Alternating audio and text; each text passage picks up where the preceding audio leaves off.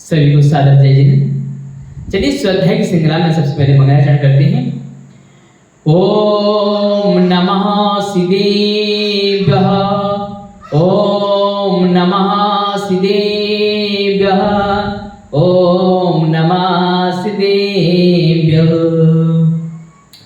मंगलम भगवान वीरो मंगलम गौतमो गणी, मंगलम कुंद कुंदार्यो जैन धर्मोस्तु मंगलम। सर्वे मंगल मंगल्याम सर्वे कल्याणी कारकम, प्रधानम सर्वे धर्मवर्णाम जैनम जयतो शासनम। जब से जीन धर्मिका जागीरणी हो गया, जब से जीन धर्मिका जागीरणी हो गया, पाप क्षय वारिसदे आचरणी हो गया, पाप क्षय वारिसदे आचरणी हो गया। पंच परमेष्टियों को किया जो नमन, पंच परमेष्टियों को किया जो नमन, जिंदगी का सरल व्याकरणी हो गया, जिंदगी का सरल व्याकरणी हो गया। बोलिए देवादिदेव दिव्य जड़ श्री आदिनाथ भगवान की जय, बोलिए देवादिदेव दिव्य जड़ शांतिनाथ भगवान की जय, बोलिए देवादिदेव उपसर्ग विजेता चिंताड़ी पासन भगवान की जय। बंधुओं, यहाँ पर जो स्वाध्याय की श्रृंखला है उसमें हमारे यहाँ ज्ञान धर्म गुरुकुल में आटे का मुर्गा चलाया जा रहा है। तो इसी के ग्रंथ में हम लोग पढ़ रहे थे और आगे की कथा आपको सुनाते हैं। पहले क्या क्या हो चुका है मैं आपको बताता हूँ कि पहले यशोधर मुनिराज जो थे, यशोधर महाराज जो थे, तो उनकी माता को उनको लड्डू खिला करके मार दिया गया था। उसके मारने के बाद अमृतावती जो यशोधर की पत्नी थी उन्होंने वैसा किया था।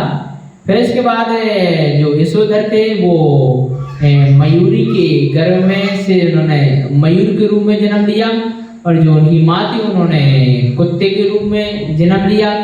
फिर इसके बाद कुत्ते ने दूसरी जगह जन्म लिया था, मयूर ने दूसरी जगह जन्म लिया था। तो मयूर किसी के हाथ लगा तो उन्होंने उनकी जो यशोधर महाराज के जो पुत्र थे यशोधर, उनको यशोमती, तो उनको वो मयूर बेच गए और उनको कुत्ता जो उनको बेच गए उन्हीं के पास, यशोधर के पास, यशोमती के पास बेच के चले गए, है ना। तो उनका जो जीव दूसरी जन्म में कहाँ आया था, मयूर में और कुत्ते में आया था। माँ और बेटे थे वो, है ना। तो क्या हुआ कि मयूर ने उसको पिछला वृत्तांत याद आया तो उन्होंने क्या किया कि मतलब आक्रमण किया अमृतावती के ऊपर। तो उन्होंने उसको मारने के लिए वो कर दिया कि इसको खत्म कर दो। तो जैसे ही खत्म करने के लिए लोग भागे तो मयूर भी मतलब इधर उधर भागा, लेकिन कुछ नहीं हुआ। तो बस उस कुत्ते ने उसकी गर्दन दबोच ली। किसकी दबोच ली? मयूर की गर्दन दबोच ली और वो मर जाता है। तो एक माँ दूसरे जन्म में अपने बेटे को ही खुद अपनी गर्दन दबोच करके मार रही है, इतना दृष्टांत हो जाता है। इसके बाद जो यशोमती था तो वो कुत्ते को मार देता है क्योंकि उसने मयूर को मारा था। तो इस प्रकार की चीजें हो चुकी हैं। अब आगे की चीजें हम आपको बताते हैं क्या होता है।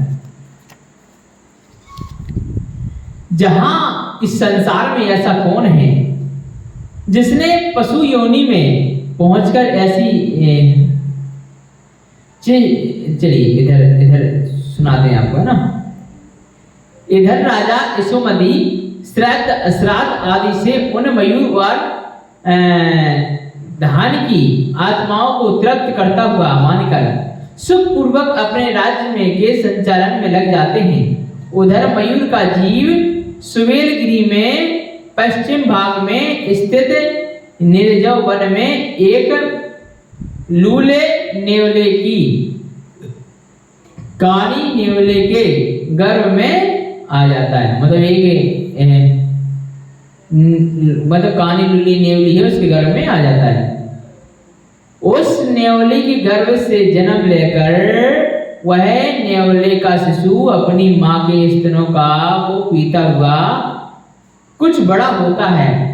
जब उसे माता के सूखे स्तनों से दूध नहीं मिलता तब वह जठराग्नि के प्रबल होने से भूख से पीड़ित हुआ एक सर्प को पकड़कर उसे निगल लेता है। धीरे धीरे सर्पों का भक्षण करता हुआ वह नेवला अनेक बड़े बड़े नामों का भक्षण करने का आदी हो जाता है। देखिए पर्याय कहां से कहां ले जाती है ये कोई किसी को कह नहीं सकते हैं।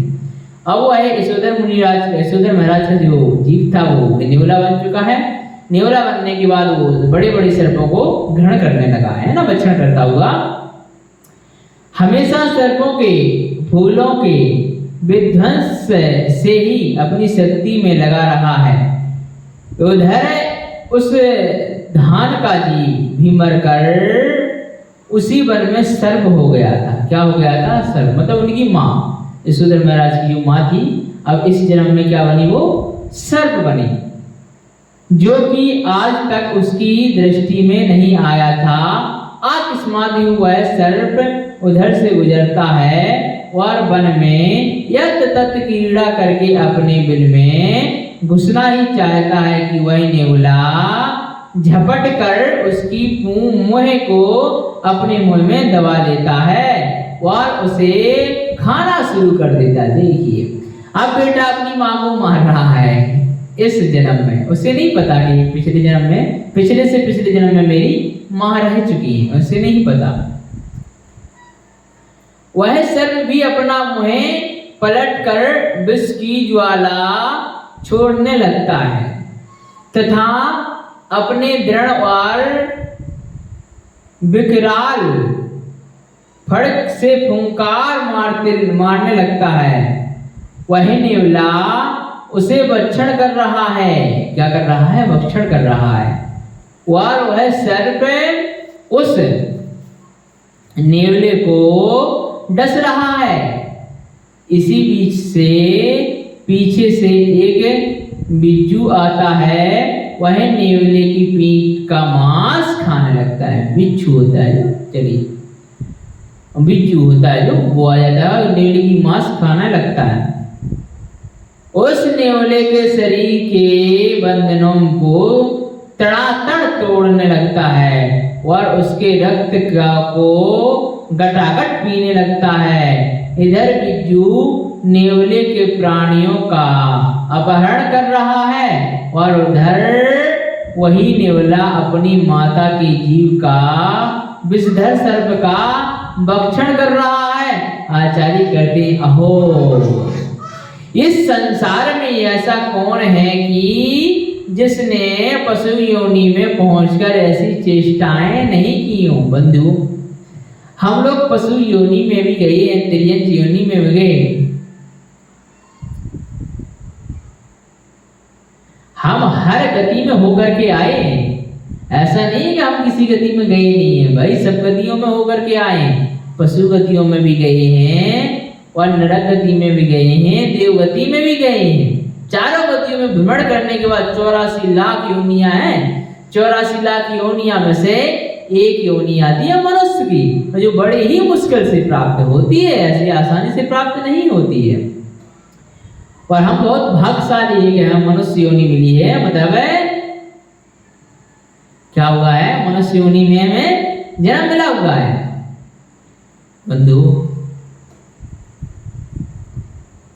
मनुष्य पर्याय बहुत ही मुश्किल से मिली है और इसे अच्छी तरह से समझ करके जीवन यापन करना ही विवेक कहलाता है। सच्चा श्रावक बनकर के ही जीवन यापन करना चाहिए, तभी हम आगे बढ़ेंगे। तो क्या लिखा है आगे? बेचारे पशु एक दूसरे का आहार कर मर जाते हैं। उधर क्या कर रहा है? बिच्छू नेवले को खा रहा है, नेवला सर्प को खा रहा है, दोनों ही मर जाते हैं। और पुनः पुनः नाना प्रकार के दुखों को की खान ऐसे तिर्यक योनियों में ही जन्म मरण करते रहते हैं। देखो,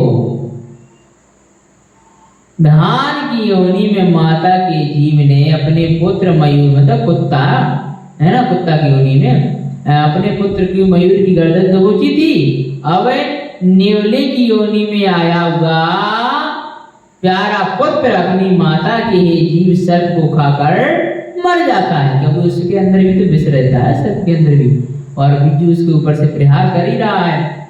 संसार की इस विचित्र स्थिति को धिक्कार हो, क्या हो, धिक्कार हो। इसी प्रकार यहाँ संसार में के माता बेटी को पालती है, बेटियों को पालती हैं। कुछ बेटियां अपने माँ बाप की इज्जत करते हैं, सम्मान देते हैं, अपने कर्तव्य को समझते हैं, माता पिता की सेवा करते हैं। लेकिन कुछ व्यक्ति ऐसे भी होते हैं, कुछ बच्चे ऐसे भी होते हैं जो माता पिता का ही दिल दुखाते हैं, जो क्या है, गलत है। कभी नहीं दुखाना चाहिए माता पिता का दिल, कभी नहीं। हम चाहे करोड़पति हो जाएं या अरबपति हो जाएं, चाहे गरीब रहें, लेकिन माँ बाप का दिल हमें कभी नहीं दुखाना चाहिए। क्यों? इसका रीजन बताइए बंधु। माता पिता भगवान के समान नहीं है, भगवान ही है जिन्होंने तुम्हें इस योनि के लिए जन्म दिया, मनुष्य प्रजाति के लिए जन्म दिया, और इसके बाद तुम्हारा पालन पोषण किया। जब तुम चलना फिरना तो ढंग से आंखें भी नहीं खुली थी, जब तुम्हारी ढंग से आंखें भी नहीं खुली थी, तब उन्होंने तुम्हारा पाला पोसा, जो गंदगी तुमने की उसको साफ किया। जरा विचार कर लीजिए, साफ किया। हर कोई नहीं कर सकता है, हर कोई नहीं कर सकता है। क्या कोई दोस्त कर सकता है क्या? इतना कोई नहीं कर सकता भाई। सगे संबंधी कोई मामा बुआ बुआ कोई नहीं कर सकता, माता पिता ही कर सकते हैं। तो माता पिता भगवान के समान नहीं, भगवान ही है। वो सिर्फ इसलिए लाए हैं तुम्हें दुनिया में के लिए कि तुम खुद अपना उद्धार कर लीजिए। और एक और बात कह देता हूँ कि माता पिता को समझना और माता पिता की इज्जत करना एक वीरों का कार्य है, कायरता वालों का काम नहीं है। कायरता वाले लोग तो बस माता पिता को ऐसे ही समझते हैं, है ना, जो गलत है। इसलिए कहा गया, माँ तेरे दूध का अभी हमसे अदा क्या होगा, माँ तेरे दूध का अभी हमसे अदा क्या होगा, ऐसे नहीं कहा गया। कुछ रहस्यमयी चीजें हैं। और एक और बात जैसे कह दूं मैं, चलिए, तो क्या हुआ इसमें, यातनाएं बहुत हैं। और आगे क्या कहा गया है, नेवले का जीव मरकर उज्जैन नगरी के समीप सिप्रा, उज्जैन नगरी में जो नदी बहती है सिप्रा नदी है, सिप्रा नदी में एक मछली के गर्भ में आ जाता है। किसका? नेवले का जीव, है ना। और कुछ ही दिनों में जन्म लेकर तमाम छोटी छोटी मछलियों को निकलना प्रारंभ कर देता है। और सर्प का जीव मरकर उसी नदी में संसुमारी के उदर में से प्रसूत होकर संसुमार हो जाता है। और उसी नदी में कीड़ा करता हुआ तमाम छोटी छोटी मछली आदि जलचर जीवों को अपना ग्रास बनाता रहता है। बंधुओं, हम भी किसी समय पर मछली हुए हैं और किसी से ना किसी के ग्रास बने हैं, ऐसा नहीं है। हम भी बकरे हुए हैं तो किसी ने हमें भी काटा है, हम भी मुर्गा मुर्गी इत्यादि हुए हैं तो हमें भी किसी ने खाया है। हम भी हिरण बने हैं तो हमारा भी शिकार शेरों ने किया है, ऐसे ही नहीं होते। जगह जगह देखते होंगे छिपकली है, छिपकली भी छोटी छोटी जीवों का शिकार करती हैं। तो हम वो छोटे छोटे जीव भी हुए हैं जिनका शिकार छिपकली आदि करते हैं। ऐसे ही मनुष्य प्रया हमें नहीं मिली है, मनुष्य प्रया बहुत ही कठिन से मिली है। इसका चिंतन करने के लिए आप रात में जब सोते हैं तो 10 मिनट का चिंतन कर लीजिए कि वास्तव में हमें मनुष्य प्रया किस लिए मिली है, किस उद्देश्य से मिली है, वास्तव हमें करना क्या है मनुष्य पर्याय में आकर के, मनुष्य पर्याय में आकर के हमें करना क्या है। हम तो विषयों की लहर में बह गए, हम तो विषयों की लहर में बह गए, मोक्ष का मार्ग मिला पर रह गए, मोक्ष का मार्ग मिला पर रह गए। भूल बैठे अपने कष्टों की कथा, भूल बैठे अपने कष्टों की कथा, मारे वो नरकों की हम सह गए, मारे वो नरकों की हम यहाँ सह गए, मोक्ष का मार्ग मिला पर रह गए। बंधुओं, हमें ऐसा नहीं कि मोक्ष का मार्ग नहीं मिला है, मिला हुआ है, लेकिन क्या समझ नहीं पा रहे हैं, हम आगे नहीं बढ़ पा रहे हैं। गलत है, गलत है। अगर हमें आगे बढ़ना है तो खुद को आगे बढ़ना है, कोई दूसरा आगे बढ़ाने में ज्यादा निमित्त नहीं बन पाएगा। थोड़ी बहुत राय दिखा सकता है, बाद में समझदारी खुद से ही लेनी है। क्या कहा गया है, आगे देखिए। कि उज्जैनी की राजा यशोमती वार अंतापुर की बहुत ही परिचित्राएं नाना सुगंधित स्नान सामग्री के साथ में लेकर उज्जैनी की राजा यशोमती, क्या हो गया, यशोमती जो है, अब यशोमती उससे मछली के तो पूर्व जन्म के क्या हो गए, पुत्र हो गए। सुमति पूर्व जन्म के पुत्र हो गए, अब माँ का पोता हो गया। अब एक संसुमार बन गया, मतलब माँ संसुमार बन गई नदी में और वो बड़ी मछली बन गया। चलिए अब क्या होता है, तो पुनः बहुत सी परिचित्राएं नाना सुगंधित स्नान सामग्री को साथ में लेकर शहर के बाहर की शिप्रा नदी में जल क्रीड़ा करने के लिए आ जाती है। उनमें से कितनी ही सुंदर अंगों वाली हैं, सुंदर वेशभूषा और अलंकारों से सजी हुई कितनी ही कुबड़ी हैं और कितनी ही बौनी हैं। सभी दासियां जल क्रीड़ा करने पर तत्पर हो जाती हैं। कोई जल में तैरने लगती हैं, कोई डुबकी लगाकर ऊपर उछल रही है, कोई स्नान कर रही है, कोई उबटन रगड़ रही है, कोई अपनी सहेली पर पानी की छींटे उछल रही है, तो कई अन्य कोई किसी के मुख पर जल फेंक रही है। इस प्रकार से ये दासियां जल में क्रीड़ा कर रही हैं कि इसी बीच वह मछली तैरते तैरते, कहाँ, तैरते तैरते इन्हीं महिलाओं के निकट आ जाती है। दूसरी तरफ से आता हुआ संसुमार उस मछली को पकड़ लेता है। क्या है, माँ अपने बेटे को पकड़ रही है। देखिए विचित्र कथाएं हैं। इसी मध्य एक कुबड़ी दासी इस संसुमार के ऊपर आ पड़ती है। बस क्या था, वह संसुमार उस दासी के गले को धर दबोचता है। उसी बीच वह मछली अपने प्राणों को प्राप्त कर अपना पूर्व जन्म समझते हुए वहां से भाग निकलती है। वह नदी के जल के प्रवाह के साथ भागते हुए वो एक खंडक में जा छिपती है।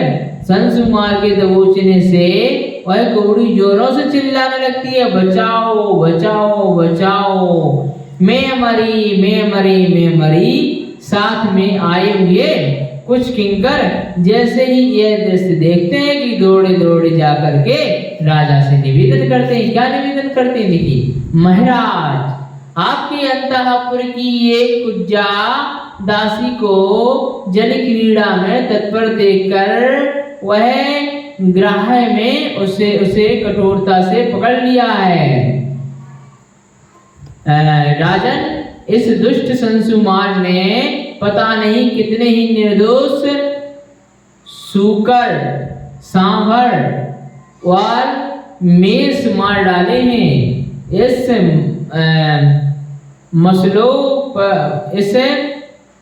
मासोलुपी ने सिप्रा नदी को रोध कर रखा है और जल क्रीड़ा में उद्धत हुए करतने की नर नारियों को भी यह खा चुका। मतलब इनका मतलब ये था कि हम लोग जल क्रीड़ा कर रहे हैं, उसमें सिप्रा नदी में तो जल क्रीड़ा नहीं कर पा रहे हैं। क्यों? क्योंकि संसुमार उद्दंडता पूर्वक उपद्रव मचा रहा है, वह दासियों के गले में काट रहा है या दासियों के गले में पड़ रहा है ना। तो आज उसने बेचारी कुज्जा को भी निगल लिया है ना, वो कोबड़ा स्त्री थी उसको निगल लिया है। किंकरों की बात सुनते ही राजा यशोमती क्रोध से युक्त हो शीघ्र ही घोड़े पर सवार होकर अनेक योद्धाओं के साथ नदी में पहुंच जाते हैं। तभी मल्लाहों को आज्ञा देते हैं, अरे मल्लाहो, तुम सभी शीघ्र ही उस जलचर संसुमार को पकड़ो, खोजो, इस नदी से बाहर निकाल कर मेरे सामने लेकर आओ। इतना सुनते ही सभी खेवटिया एक साथ उस नदी में तल भाग में प्रवेश कर सारे जल को खलबला डालते हैं।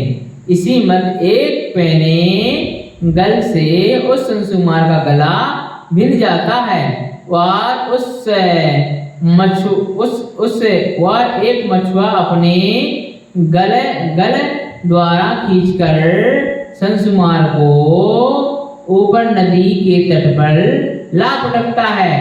उसे राजा को देखते ही तब राजा कहते हैं, अरे वह हिंसक क्रूर संसुमार बड़ा निर्दयी है, इसने पता नहीं कितने निर्दोष प्राणियों को खाया है, फिर भी तृप्त नहीं हुआ है। अब इसे प्राण दंड देना चाहिए। अब देखिए, जो पोता है वह अपनी दादी को मार रहा है, क्योंकि इस जन्म में संसुमार जो है वह क्या है, पिछले जन्म में दादी थी, है ना। राजा की आज्ञा पाते ही हत्यारे मांस लोडुपी, मतलब जो मांस खाने वाले हत्यारे होते हैं ना, जो जिनको मांस खाना होता है, एक साथ उसका वध करने के लिए उद्धत हो जाते हैं और क्रूर मछुए दृष्ट वृद्धि से उस जीवित ही अग्नि में तपाते हैं। उसे क्या तपाते हैं? अग्नि में जीवित ही तपाते हैं और प्रचंड दंड देते हुए बहुत काल में उसके प्राणों को परलोक पहुंचा देते हैं। देखिए, परलोक पहुंच जाते हैं, है ना। इसी बीच मछली मारने का कोलाहल करते हुए बहुत से धीवर एक साथ उस नदी में तट पर आ जाते हैं और चारों तरफ से बैठ जाते हैं। सभी के हाथ में अत्यंत सघन डोरों के संकीर्ण जल है। वे सब अपने अपने जाल को सर्वत्र नदी में बिछा देते हैं। उस समय ऐसा प्रतीत होता है कि मानो महाकाल यमराज ही क्रोध होकर नदी के सारे जल जंतुओं की सुख की नींद सुलाने के लिए वहां आ गए हो। मतलब क्या है, वहां जो मछुआरे हैं वो मछली पकड़ने के लिए आ जाते हैं, मछली पकड़ने के लिए आ जाते हैं, चारों तरफ हर जगह जाल फैला देते हैं, है ना। जैसे युद्ध भूमि में कोई सुभट चक्रव्यूह में फंस जाने पर निकल नहीं सकता, अथवा जैसे रेशम का कीड़ा अपने मुख से तंतु निकाल कर उसी में फंस जाता है, या कोई कुगृहस्थ के माया जाल में फंसकर और पुत्र कलत्र आदि के मोह में उलझकर उसी में अटक जाता है, निकल नहीं पाता है। जैसे गृहस्थावस्था वाला होता है ना, वह सोचता है कि मुझे ये काम करना है, मेरे ऊपर ये जिम्मेदारी है, मेरे ऊपर ये जिम्मेदारी है। अगर सोचो तो जिम्मेदारियां हैं, लेकिन जिम्मेदारी निभाते हुए भी हम धर्म याचना कर सकते हैं, है ना। उसी प्रकार से वह मछली जो संसुमार के मुख में छूटकर निकली थी, छिद्र में आंख से और बाहर जल में क्रीड़ा करते हुए किंचित मांस की लोलुपता से वह आकर एक जल में फंस गई। वह मछली बहुत बड़ी है और देखने में बहुत ही सुंदर दिख रही है। जब वे सभी धीवर मतलब मछुआरे वो होते हैं पकड़ने वाले, सभी धीवर उस मछली को मारने के लिए उस पर पैरों का प्रहार करना शुरू करते हैं। एक कंचुकी कहता है, इसे मत मारो, मत मारो, इसके मरने से बहुत ही दुर्गंध फैल जाएगी। तब से मछुए उस मछली को अपने स्थान पर लाकर बाड़े में डाल देते हैं ना। वहां पर तमाम सीपियों और कौड़ियों के ढेर लगे हुए हैं। क्या लगे हुए हैं? तमाम कौड़ियों और सीपियों के ढेर लगे हुए हैं। कछुआ, मछली और कुलीरों की हड्डियां बिछी हुई हैं। वहीं पर वह मछली जल के अभाव में उथल पुथल कर रात्रि भर झटकती रहती है। और उस समय ही उसकी वेदना को भला कौन समझ सकता है। प्रातः काल होते ही वे मछुए उस मत्स्य को राजा यशोमती के समीप ले आते हैं। राजा बड़े प्रेम से उसे देखकर राज पुरोहित के मुख की ओर देखते हैं। पुरोहित महाराज को जिज्ञासु समझकर विप्रों के आगम में निश्चित रूप से कहे हुए ऐसे लक्षणों से उस मत्स्य की विशेषता को कहना शुरू कर देते। क्या है कि जो वो मछली फंसी हुई थी वो रात भर में तड़प करके मृत्यु को प्राप्त हो जाती है। तो एक कोई व्यक्ति होगा, वो मछलियों के बारे में जानता होगा कि वास्तव में इसका क्या अर्थ है, क्या चीजें हैं। तो वो बता रहा है, क्या बता रहा है? हे राजन, क्या बता रहा है? हे राजन, वह पांडुर रोहित मत्स्य है। वह नदी प्रवाह में विपरीत तैरता है। इसको पूज्य वेद में बहुत हव्य काव्य के योग कहा गया है। मुरारी विष्णु ने रोहित मत्स्य का अवतार लेकर जगत के उद्धार की भावना से प्रेरित हो 6 अंगों सहित 4 वेदों को प्रकट किया था।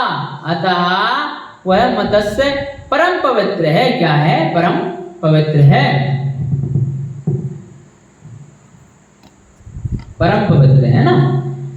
पुरोहित भट्ट को ऐसा कहने पर महाराज यशोमती प्रसन्न होते हुए पुरोहित को आदेश देते हैं, इसी मत्स्य के को मेरी माता के भवन में भिजवा दीजिए। देखिए, उसे नहीं पता कि ये मेरे पिछले जन्म में क्या था, पिता थे, उसे नहीं पता, लेकिन मत्स्य को अपनी माता के उसमें भिजवा दीजिए। पुरोहित राजा की आज्ञा से उस मत्स्य को लेकर अमृतामती, किसके?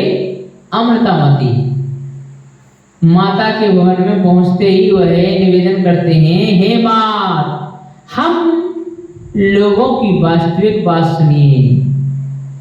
यह रोहित नाम का मत्स्य है। इसके द्वारा पित्त वर्ग को संतुष्ट किया जाता है। बाप के नाम से विप्रों को दिया जाता है। इसकी पूंछ काटकर पकाकर खाने से पित्त वर्गों को बड़ा ही संतोष मिलता है। देखिए, वह अमृतामती आई है, अमृतामती को उसमें भिजवा दिया गया। देखिए क्या होता है ना। आगे का हम लोग कल पढ़ेंगे। चलिए जिनवाणी स्थिति करते हैं। जावाणी के जानते सूझे लोकालोक, सो वाणी मस्तके नमो सदा देत्यो दो। भेजने वाणी भारती तो ही जपो दिन रे, जो तेरी शरणा गए सो पावे सुख चैन। देव भजो अरिहंत को गुरु सेवा निज ग्रहण, दया धन पालो सदा यही मोक्ष का पथ। नौवाड़ा मुकाम पढ़ेंगे।